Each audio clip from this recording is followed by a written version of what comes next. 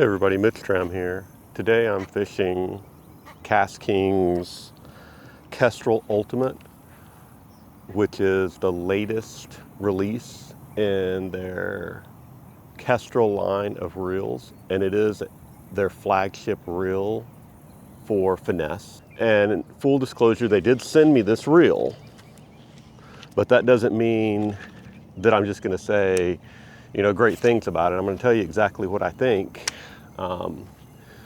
from my experience with it.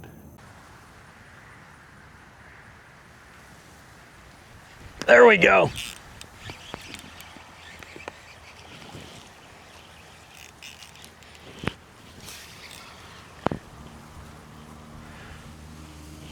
Another little bluegill.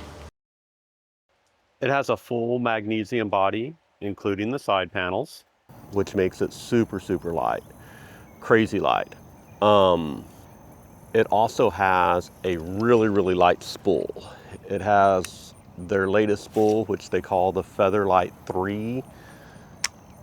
And between that and the FAF braking system, which is their auto-adjusting finesse braking system, I think it stands for Fly Out Arc Finesse. This reel can cast lures, they claim, down to right about 1/64th of an ounce. Now, I don't have anything that light, but I have casted lures that are 3/32 of an ounce with absolutely no problem. It also no longer has a tension adjustment knob, which I think is interesting. I've been saying this for a long time. I think more manufacturers will probably move to that at some point. With these auto-adjusting brakes like the FAF system that this reel has, the tension knob has become a lot less important. And if you can eliminate that control and still get the same functionality out of a reel, I think that's a win. And so far, I have not missed the tension knob one bit, which is really kind of cool. And it says something about how well the braking system works.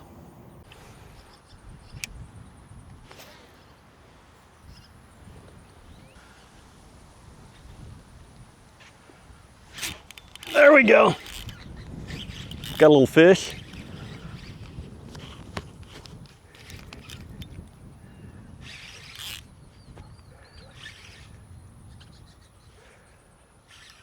Caught up in the grass.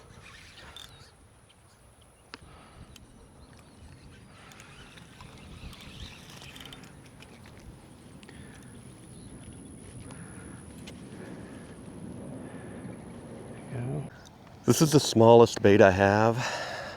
Or actually, I've got a couple baits in this weight, but 3/32 of an ounce.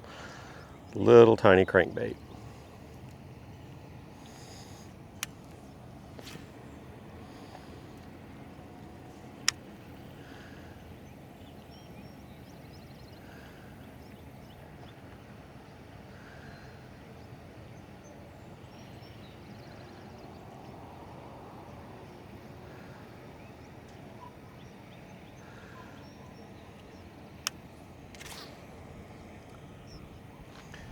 And it throws this bait very well, surprisingly well. Very little effort and it gets it right out there. We're on the mouth of the Colorado River. About 300 yards to my left is the mouth into the Gulf of Mexico. And I'm throwing this little jig right here, and we're gonna see if we can pick up a little inshore fish this morning on the Kestrel.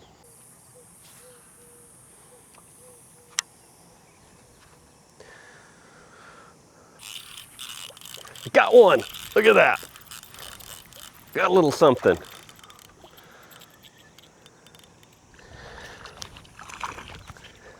Look at that, guys. A flatty, little bitty flounder. As I walked the bank of the Colorado, this guy popped up and joined me. This is a weightless finesse worm. And let's just give it a go here. I've had absolutely no problem casting this reel with any weight of lure. And I've had no issues with backlashes, really. I'm running 8-pound braid on it to an 8-pound fluorocarbon leader. And I've been able to cast pretty much anything with it. And like I said, very little backlash. The other thing is it does have this Axis I line guide, which has a similar concept to what you see with the Daiwa T-Wing. The T-Wing goes up and down, and when it's engaged, the line has a wider area to go through. This has the similar concept, but instead of going up and down, it goes side to side, and it has that really wide angle to go through, and that allows very little, if any, friction on the line as it casts. And I honestly like this one better than the Daiwa T-Wing. And the reason being is I put my finger right there, especially when I'm finesse fishing with really light baits, so I can feel every little tick and bump as I'm fishing. And with the T-Wing, when I'm doing this, a lot of times it pulls it out of the slender part of the guide into the wider part, and then the line stacks up in the center of the spool and causes a mess. All right, we're trying an inline spinner now. Let's see if this does anything for us. Try to cover a lot of water because I'm just not catching a lot this morning. Got a little fish, there we go. We got one.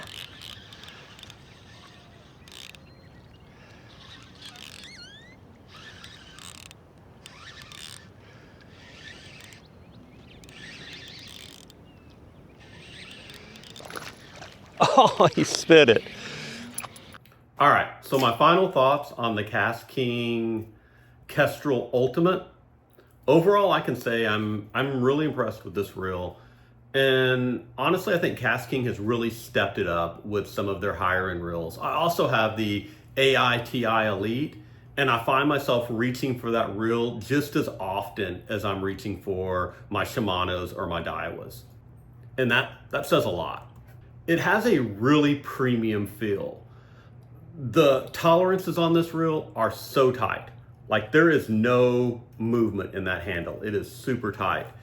And here's a Daiwa as an example. You can hear a little bit of movement there. It's tight, but it's not as tight as this. You don't see that on every reel. Even some high-end reels still have a little bit of handle play. This one, it's locked in. There's no play. The retrieve is really smooth. The drag is smooth. It does have that clicker on it, which some people may or may not like. I find myself starting to like it more and more. The casting is also excellent. And I'm not saying that because KastKing sent me this reel. This is just how it feels after fishing it. It feels tight, it feels smooth, and it feels very well built. I threw lures down to 3/32 of an ounce. That's the lightest lures I have. And I didn't have any real backlash issues. I had a little loop here and there, maybe, that I had to pick out, but nothing major, no real backlash. And with just a little bit of effort, those light lures were going as far as I would expect, and in some cases further. And then I did throw some heavier baits. I threw up to 3/8 ounce baits, and it absolutely launched that bait. It casted really, really well. So from a casting standpoint, this reel did exactly what I hoped it would do. Now there are three things that I think people may want to talk or think a little bit about. The first one is the handle paddles. They're pretty small compared to other reels. If you have really big hands, that may bother you a little bit, but to be fair, a lot of finesse reels use these smaller handle paddles, so it's not unique to KastKing. I personally prefer a little bit thicker paddle, but if I'm being honest, I didn't have any issues with these. It just felt a little bit strange to me. So it was just a feel thing. Personally, I would just like them to be a touch bigger. The second thing is the side plate. When you take the side plate off of this reel, it comes completely off, right? Now, there are no brake adjustments in here, so I don't think it's as big of a deal. But I prefer my side panel to be connected to the reel. And this is probably because of what I experienced with the 13 fishing Inception. I had the first generation Inception, and I popped the side plate off while I was on a boat to adjust the brakes. And when I popped it off, it slipped out of my hand and boop, fell in the water. And at that point, that reel was useless. But like I said, with this reel, there are no brakes to adjust inside here. So taking off the panel will probably be something you do infrequently, maybe when you're cleaning bearings. And the last thing is just the long-term durability. And it's just an unknown on any new reel, right? Some brands have been around long enough that people have had a pretty strong idea of how they hold up over 5, 6, 7, 8 years. KastKing is still a little bit newer player, especially in this premium space compared to some of those older reel companies. So long-term durability is still just a little less proven. But I'll say this, that would not stop me from buying this reel.